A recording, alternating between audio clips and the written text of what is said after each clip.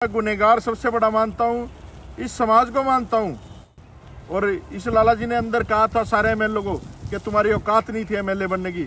मैं कहता हूँ इस लाला जी को कि तुम्हारी औकात नहीं थी मुख्यमंत्री बनने की। को गाली देता रहा, कांग्रेस को गाली देता रहा, फिर उनसे माफी मांगी। आज अमित शाह की गोदी में बैठा, मोदी की गोदी में बैठा है।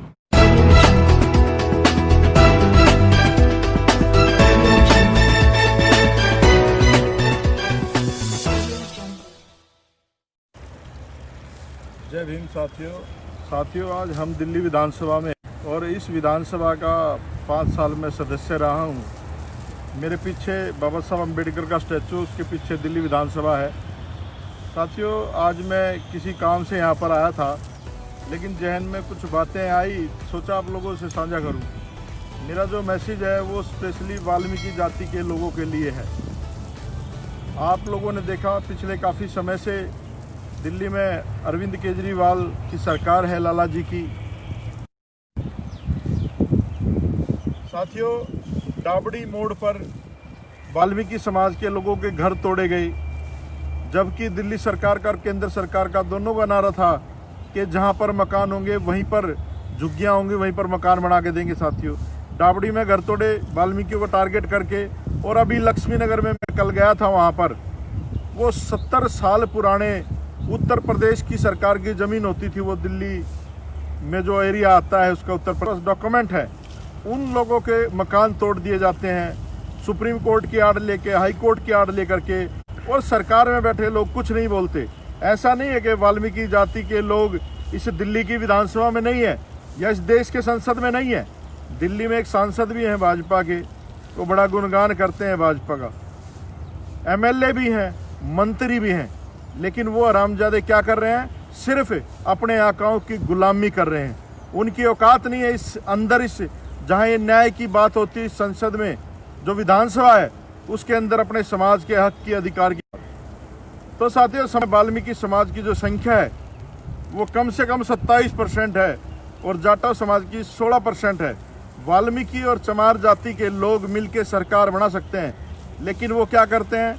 इन 2 और 3% वाले लोगों को मुख्यमंत्री बना के भेजते हैं, विधायक बना के भेजते हैं समाज के हमारे हक और अधिकार दिला दो। तो आज जो मैं गुनहगार सबसे बड़ा मानता हूँ, इस समाज को मानता हूँ, जो ये लोग इन ब्राह्मणवादी मनुवादी देते हैं और विधानसभाओं में भेज देते हैं। बाबा साहब अम्बेडकर ने ये कॉन्स्टिट्यूशन इसलिए नहीं बनाया था। साहब कांशीराम की वो बात मुझे बहुत याद आती है कि जिस व्यक्ति को जवानी में चमचागिरी करने की आदत पड़ जाए वो सारी उम्र चमचागिरी करता है। हमारे खून में बाबा साहब अम्बेडकर बसते हैं, हमारा खून नीला है। इसी विधानसभा में मैंने कहा था, लाला जी, हम लोग समाज और हक और अधिकार की बात। और जब गुरु रविदास जी का घर तोड़ा गया, मैंने इस असेंबली के पद से इस्तीफा दिया था। और इस लाला जी ने अंदर कहा था सारे एमएलए को कि तुम्हारी औकात नहीं थी एमएलए बनने की। मैं कहता हूँ इस लाला जी को कि तुम्हारी औकात नहीं थी मुख्यमंत्री बनने की। अगर बाबा साहब अम्बेडकर इस देश को डेमोक्रेसी कहीं ताखड़ी में डांडी मार रहे होते और कम तोल रहे होते, जो तुम्हारा काम है वो अच्छी तरह तुम लोग जानते हो। आज इस राजनीति में भी आकर के आप लोग वही काम कर रहे हो जो आप लोगों ने व्यापार में, है ना, एक कहावत है कि लाला तोल लेगा और कम तोल लेगा, और झूठ बात ये हमेशा साबित की है इस दिल्ली के मुख्यमंत्री ने। इस दिल्ली की घटिया राजनीति में को गाली देता रहा, कांग्रेस को गाली देता रहा, फिर उनसे माफी मांगी। आज अमित शाह की गोदी में बैठा, मोदी की गोदी में बैठा है, कुछ नहीं बोलता। राजस्थान में सरकारें तोड़ी जाती है, मध्य प्रदेश में सरकार तोड़ने का काम होता है, कुछ नहीं बोलता। ये सारे एक ही थाली के चट्टे बट्टे हैं। समझना पड़ेगा इस देश के बहुजन समाज के, अपने लोगों के ऊपर भरोसा करें। अपने जो इस देश की सर्वमान्य नेता है बहुजन समाज की बहन कुमारी मायावती, और बहुजन समाज पार्टी हमारी पार्टी है। मैं वादा करता हूँ इस प्रांगण में खड़ा होकर बाबा साहब की संविधान की कसम खा के कहता हूँ, आप लोग एक बार दिल्ली में चूड़े चमारों की सरकार दिखा देंगे हक और अधिकार कैसे दिलाए जाते हैं।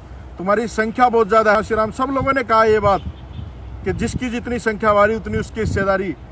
इसे दिल्ली असेंबली में मंत्रियों को कोई नहीं जानता, चूड़े चमारों के, मुसलमानों के, ओबीसी के 3 ही लोग यहाँ पर, मीठा जी, एक डिप्टी सीएम, एक वो जो है ना हेल्थ मिनिस्टर, इनके अलावा कोई किसी को जानता भी नहीं पूरे देश में, क्योंकि ये लोग हमारे लोगों को प्रमोशन भी नहीं होने देते। तो जितने बात नहीं है राजनीति करने की, तो वाल्मीकि जाति के स्पेशली लोगों में कहता हूँ, चमार तो बहुत सुलझा हुआ व्यक्ति है, बहुत समझदार लोग हैं, वाल्मीकियों ने आज तक कोई नेता पैदा नहीं कर पाए इस दिल्ली जैसे बड़े शहर में, जबकि सबसे ज़्यादा संख्या है। खुसरो भंगी इस दिल्ली सल्तनत के राजा रहे हैं। आप लोगों को समझना पड़ेगा, इतिहास पढ़ना पड़ेगा। आप लोग इतिहास भूल गए हो, आप लोग दोबारा इतिहास उठाओ, पढ़ो और काबिज हो जाओ अगर अपने हक और अधिकार सुरक्षित करने हैं। ये भाजपा और कांग्रेस अलग नहीं है।